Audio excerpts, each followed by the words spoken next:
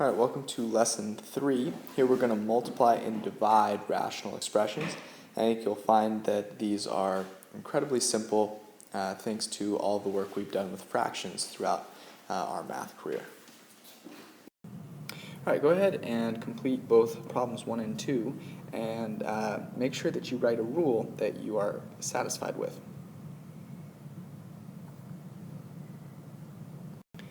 All right, let's go through these quickly. A couple things to note. There's a couple different ways that you can multiply fractions that can make your life a little bit easier, but the most basic way is simply to multiply the numerators and the denominators together. So when I do that, I'm going to have 2 times 3 divided by 3 times 8. Now, in this construction, you can see that there's some simplifying you can do. For example, 3 divided by 3 is the same as 1 over 1. And 2 divided by 8 is the same as 1 over 4. So now I have 1 times 1 over 1 times 4, and that's just going to be 1/4. And notice that that's as simplified as you can get. If you didn't simplify before multiplying, you'll still be okay, but it might be a little harder to see. 2 times 3 is 6, and 3 times 8 is 24. Well, 6 goes into 24 4 times, so you'd still end up with 1/4, but that's a little bit harder of a process. Let's do the same here. So I'm going to have 1 times 5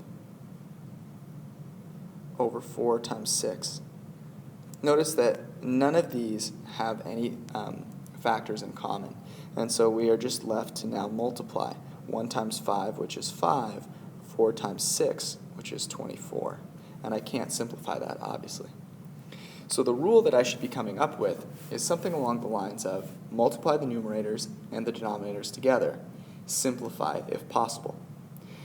If I apply that same rule here in my second set, I'm going to do just fine. So I'll have x squared times 6 divided by 3 times x. So notice a couple of things. First, that 6 divided by 3 is 2 over 1, or 2. And that if you had x times x and you divided by x, you'd end up with just x to the first power. So you'll end up with 1 down here and x to the first power. So now when you multiply through, you'll end up with 2x all over 1, which is simply 2x. Now notice, if I hadn't done any of this simplification beforehand, so let's imagine that we hadn't done this simplification yet, we'd end up with 6x squared divided by 3x. Well, here you can clearly see 6 divided by 3 is 2, and if you have x times x and then you divide by x, you're just left with x.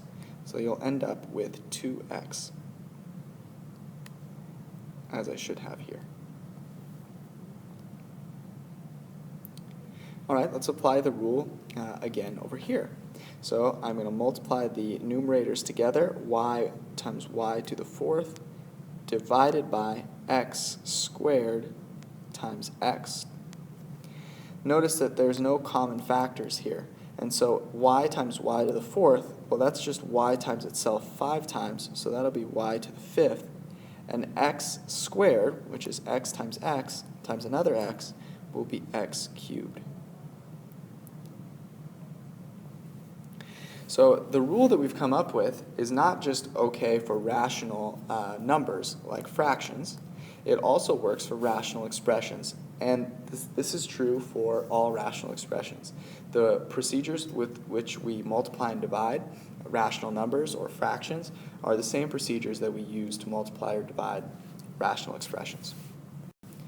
So exactly as I stated before, multiplying rational expressions and dividing rational expressions follow the same procedure that we use for rational numbers or fractions. So if you're ever stuck, think about what you would do in this situation if you had fractions instead of rational expressions, and that will hopefully clarify anything. So first, multiplying we went over in detail in the discovery problem, and you always just want to make sure that you're simplifying as you go. So you might want to add that simplifying as you go is going to be incredibly useful. To divide one rational expression by another, what you're going to do is you're going to multiply the first by the reciprocal of the second. And to see this as an example, let's just consider that we have, let's do 4/3 divided by 1/2. So remember, when you're dividing by a fraction, it's the same as multiplying by its reciprocal. And the easy way to think about this is if you're dividing by a half, just take take $2. If you divide it up into halves, you end up with 4 halves. So it's the same as taking your $2 and multiplying it by 2. So this would be the same as 4/3 times 2/1, which is, of course, 4 times 2/3 times 1, which is 8/3. Okay? So let's go ahead and put these to work now. Important to just keep in mind that you're simplifying as you go, so try to keep them in factored form as long as possible so that you can see any factors that might be in common. You don't want to do too much multiplication because that'll only complicate your operations. All right, here we want to perform the specified operation and state the domain. So we have a couple of rational expressions here, and they're being multiplied. Notice that my variable is a here. That's perfectly fine. I'm just going to treat it as a variable. Nothing wrong there. So let's go ahead and think about the operation. This is multiplication, so we're going to multiply the numerators and the denominators. Now we have to be careful. We're multiplying all of this by all of this. So I need to keep my parentheses around each of those particular terms that I'm multiplying. And the same is true with the denominators. Okay, now you might be saying to yourself, this and this do not look fun. But remember the advice that we got from multiplying fractions, which is that we should see if we can find any common factors and cancel them out before we actually multiply everything together. So what we should do now is see if there is anything we can factor. Here we have a quadratic, so we know we'll have 2 linear factors. And here we can actually factor out a 3 from both of these. And here we have a quadratic, so there'll be 2 linear factors.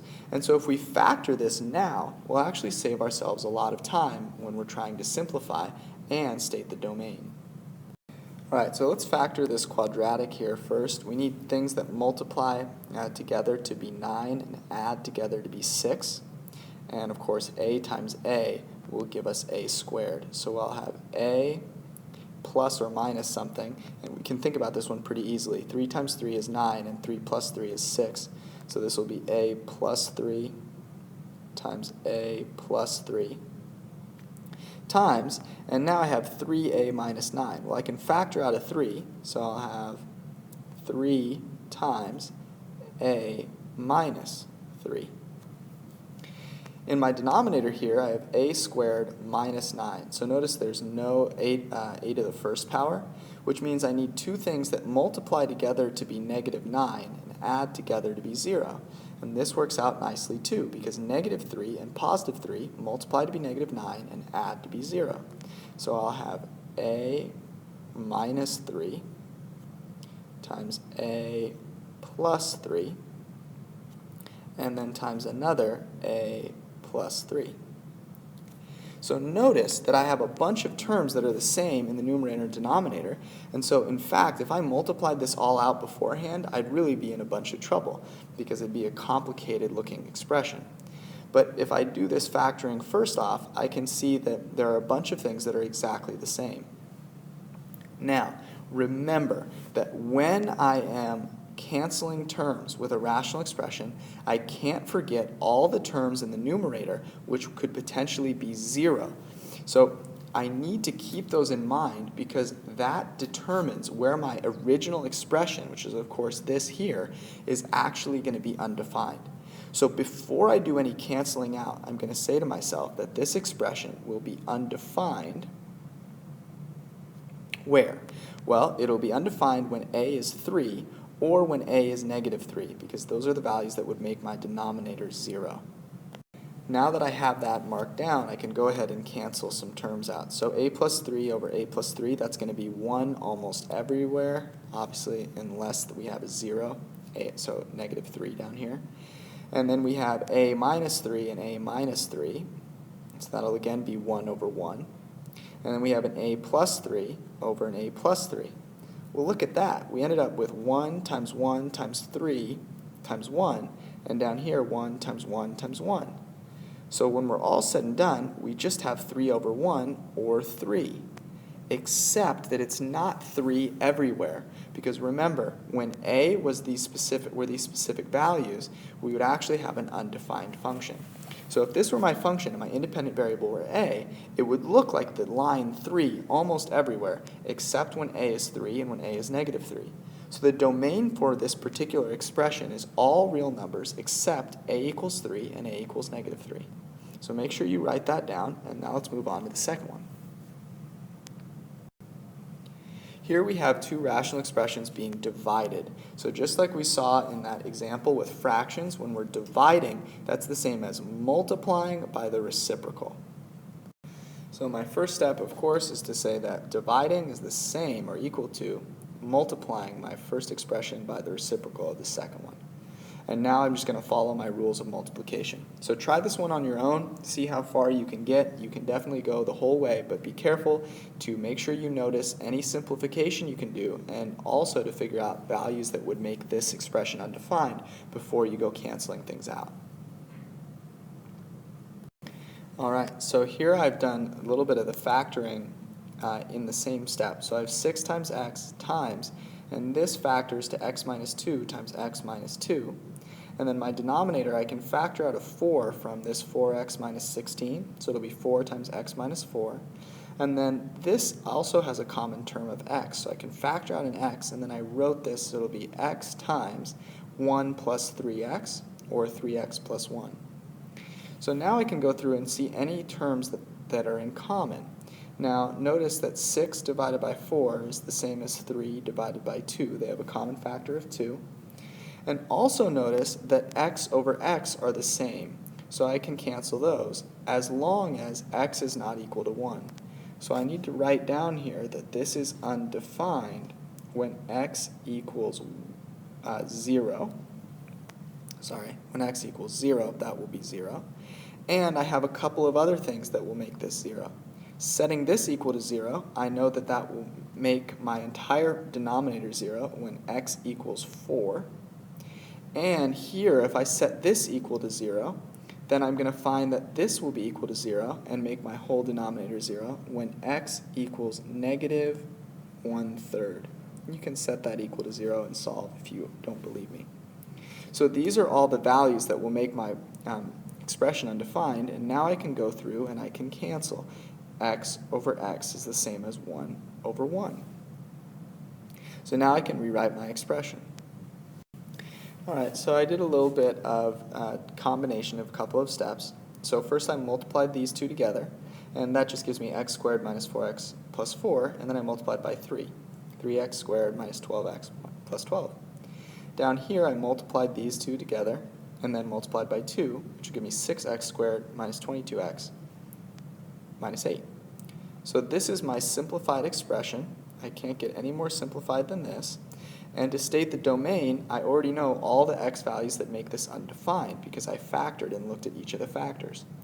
So the domain are going to be all real numbers except x equals 0, x equals 4, and x equals negative 1/3. All right, I'm going to go ahead and give you a couple now to try on your own, and we'll take a look at them in class.